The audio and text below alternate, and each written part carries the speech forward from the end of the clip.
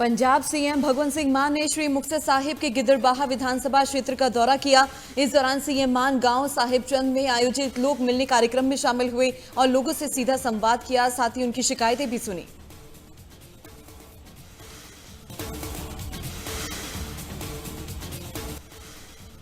चंडीगढ़ को जून में 40 नई इलेक्ट्रिक बसें मिलने जा रही है, जिससे शहर का सार्वजनिक परिवहन और मजबूत होगा।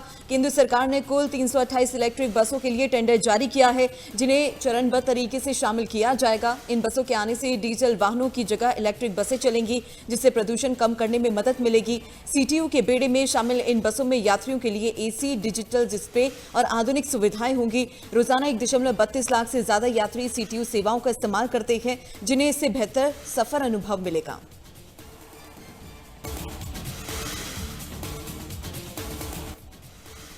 फिरोजपुर में पुलिस ने भारत पाकिस्तान सीमा के पास के गांव में बड़ी कार्रवाई की है। पुलिस ने प्रशासन की मदद से नशा तस्कर गुरप्रीत सिंह उर्फ गौरा की अवैध संपत्ति को बुलडोजर से ध्वस्त कर दिया। एसपी देहात मनजीत सिंह के मुताबिक गुरप्रीत सिंह ने 10 से 12 मरला सरकारी जमीन पर अवैध कब्जा कर उस पर निर्माण करवाया था। फिलहाल पुलिस को नशा तस्कर गुरप्रीत सिंह गौरा की तलाश है।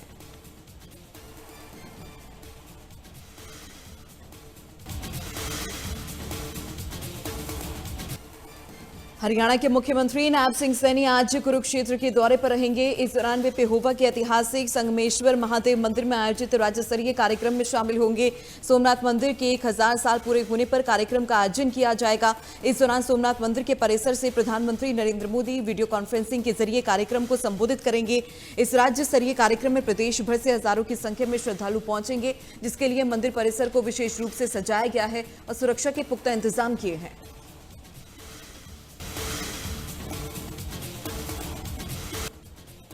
रतिया में अनाज मंडी के एक आड़ती पर जानलेवा हमला किए जाने का मामला सामने आया है। पीड़ित संजीव कुमार का आरोप है कि जाली पर्चेज घोटाले की शिकायत के बाद रंजिश में उन पर हमला करवाया गया। हमले का सीसीटीवी फुटेज भी सामने आया है, जिसमें गाड़ी में सवार 4 युवकों ने आड़ती के घर के बाहर ही उन पर लाठी डंडों से हमला करते नजर आ रही है।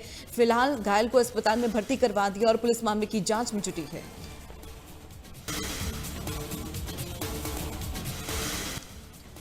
जींद पुलिस ने व्यापारी को धमकी देने और फिरौती मांगने के मामले में बड़ी कार्रवाई की है। पुलिस ने 5 आरोपियों को गिरफ्तार किया। पुलिस अधिकारी ने बताया कि आरोपियों ने व्यापारी को डराकर हर महीने 1 लाख की फिरौती मांगी थी। आरोपियों की पहचान अमरजीत, प्रवेश, मयंक, राहुल और सचिन के रूप में हुई है।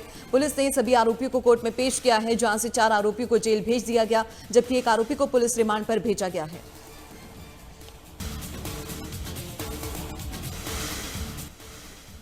करनाल में नहाते वक्त नहर में डूबने से एक युवक की मौत हो गई। बताया जा रहा है कि 5 लड़के नहाने के लिए नहर में उतरे थे, जिनमें से एक युवक नहर में ही डूब गया। हादसे की सूचना मिलते ही प्रशासन की टीमें घटनास्थल पर पहुंची और सर्च ऑपरेशन चलाया गया। इस दौरान गोताखोरों की टीम ने नहर से एक युवक का शव बरामद किया। घटना के बाद प्रशासन ने नहर के आसपास रहने वाले लोगों को सावधान रहने की सलाह दी है।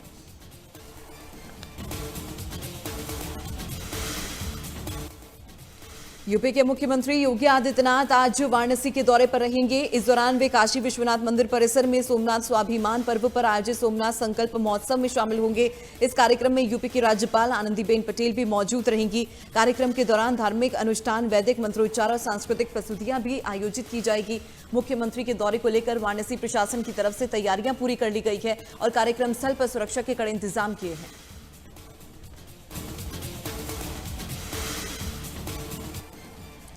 उत्तर प्रदेश में योगी कैबिनेट का दूसरी बार विस्तार हो गया है। राजभवन में 2 विधायकों ने कैबिनेट मंत्री पद और 4 विधायकों ने राज्य मंत्री पद के लिए शपथ ली, जबकि 2 मंत्रियों का प्रमोशन किया गया। राजभवन में पूर्व प्रदेश अध्यक्ष भूपेंद्र चौधरी और समाजवादी पार्टी से बगावत करने वाले विधायक मनोज पांडे ने कैबिनेट मंत्री पद की शपथ ली। इसके बाद कृष्णा पासवान, कैलाश राजपूत, सुरेंद्र दिलेर और हंसराज विश्वकर्मा ने राज्य मंत्री पद की शपथ ली, जबकि राज्य मंत्री अजीत पाल और सौमेंद्र तोमर का प्रमोशन किया गया और उन्हें स्वतंत्र प्रभार राज्य मंत्री बनाया गया है।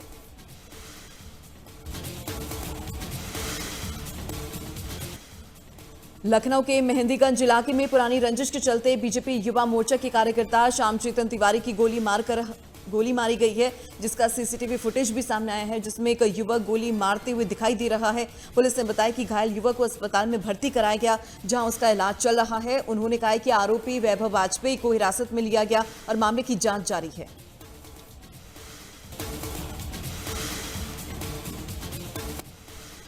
शाहजहांपुर के मदनापुर क्षेत्र में हुए युवक की हत्या के मामले में पुलिस ने खुलासा करते हुए आरोपी को गिरफ्तार किया। पुलिस ने बताया कि हत्या में इस्तेमाल किए गए हथियार को बरामद किया है। उन्होंने कहा है कि ये हत्या प्रेम संबंधों को लेकर हुई थी।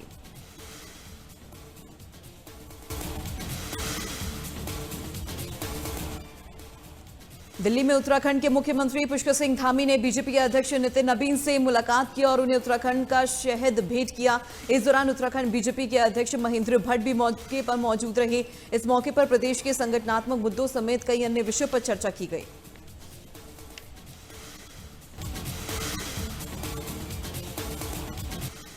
दिल्ली में केंद्रीय गृह मंत्री अमित शाह की अध्यक्षता में उच्च स्तरीय बैठक की गई, जिसमें लू और बाढ़ प्रबंधन की तैयारियों को लेकर अधिकारियों के साथ समीक्षा की गई।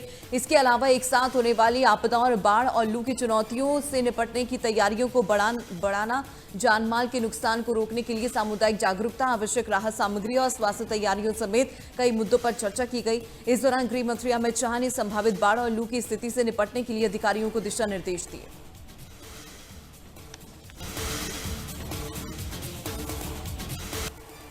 प्रधानमंत्री नरेंद्र मोदी आज गुजरात के दौरे पर रहेंगे। इस दौरान वे पुनर्निर्मित सोमनाथ मंदिर के लोकार्पण की 75वीं वर्षगांठ पर आयोजित कार्यक्रम में शामिल होंगे। पीएम मोदी सोमनाथ मंदिर में कुंभाभिषेक, ध्वजा पूजन और महापूजा संपन्न करेंगे। मंदिर की भव्यता को नमन करते हुए वायुसेना का सूर्य किरण एयर शो होगा और हेलीकॉप्टर के जरिए मंदिर के शिखर पर पुष्प वर्षा की जाएगी। साथ ही सोमनाथ की समृद्ध विरासत और आध्यात्मिक महत्व को याद करते हुए एक स्मारक डाक टिकट और सिक्का भी जारी करेंगे।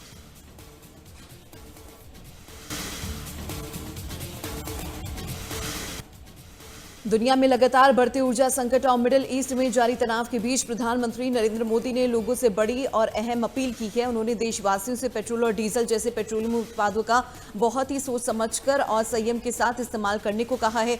साथ ही प्रधानमंत्री नरेंद्र मोदी ने देशहित में लोगों को कम से कम 1 साल तक सोने के गहने ना खरीदने की अपील की। पीएम मोदी ने साफ कहा है कि इस संकट की घड़ी में देश का पैसा यानी कि विदेशी मुद्रा बचाना ही हमारी असली देशभक्ति है।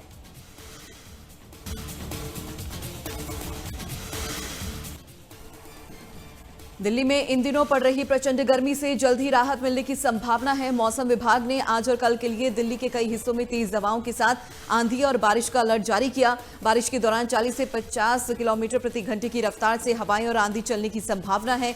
इस दौरान अधिकतम तापमान 36 से 38 डिग्री सेल्सियस के बीच रहने के आसार है। वहीं न्यूनतम तापमान 26 डिग्री सेल्सियस के करीब दर्ज किया जा सकता है।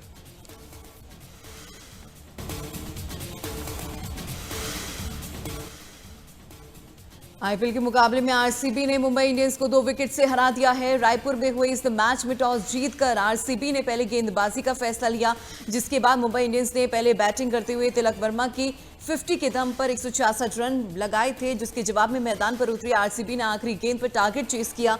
इस हार के साथ ही मुंबई इंडियंस आईपीएल 2026 से बाहर हो गई। वहीं बेंगलुरु टीम इस जीत के बाद पॉइंट्स टेबल पर पहले स्थान पर आ गई है।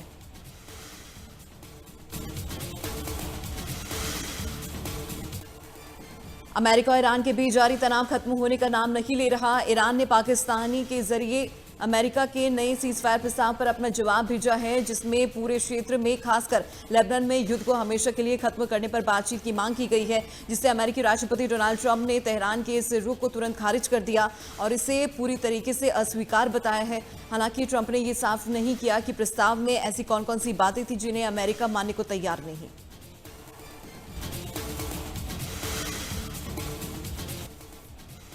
अमेरिकी राष्ट्रपति डोनाल्ड ट्रंप ने एक बार फिर ईरान को बड़ी चेतावनी दी है। सोशल मीडिया प्लेटफॉर्म पर एक पोस्ट के जरिए ट्रंप ने ईरान को आक्रामक तेवर दिखाए हैं। उन्होंने कहा है कि ईरानी हमें 47 सालों से गुमराह करते रहे हैं, हमें इंतजार करवाते रहे हैं, सड़क किनारे बमों से हमारे लोगों को मारते रहे हैं।